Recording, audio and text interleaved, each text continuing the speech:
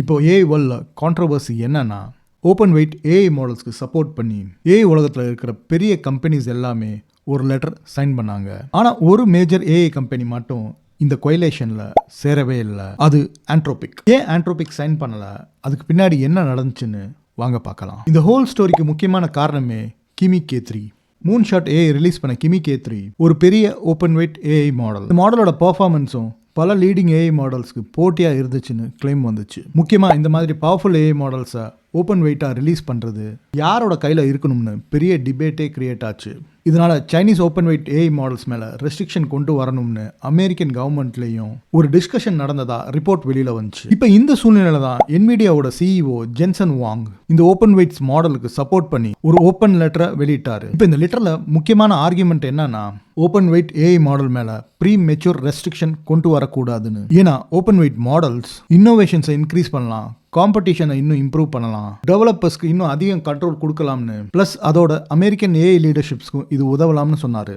முதல்ல NVIDIA, Microsoft, meta மாதிரி பல கம்பெனிஸ் இந்த லெட்டரை சைன் பண்ணாங்க. பின்னாடி இதை சப்போர்ட் பண்ணி 50 ஆர்கனைசேஷன்ஸ்க்கு மேலே வந்தாங்க. ஓப்பன் ஏஐ, கூகுள் மாதிரி பெரிய ஏஐ கம்பெனிஸும் லாஸ்ட்டாக இந்த பார்டர் இண்டஸ்ட்ரி புஷ்ல அவங்க இதில் சேர்ந்தாங்க.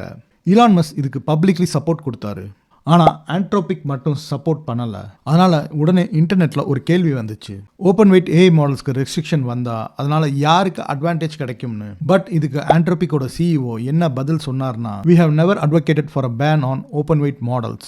பிரச்சனை ஓப்பன் சோர்ஸோ க்ளோஸ்டு சோர்ஸோ இல்லை, பவர்ஃபுல் ஏஐ சிஸ்டமோட அத்தாரைசேஷன் கவர்மெண்ட்டுக்கு போனால் என்ன ஆகும்னு. அந்த மாடலை யார் கண்ட்ரோல் பண்ணுறாங்க, அதை எப்படி பயன்படுத்த போகிறாங்க, அது சைபர் அட்டாக்ஸ், பயாலஜிக்கல் த்ரெட்ஸ், அப்புறம் மிலிட்ரி அப்ளிகேஷன்ஸ்க்கு பயன்படுத்தப்படுமா, இதையெல்லாம் தான் ஆண்ட்ரோபிக்கோட முக்கிய கன்சர்னாக இருந்துச்சு. ஆனால் இங்கே தான் ஒரு பெரிய ட்விஸ்டே நடந்திருக்கு.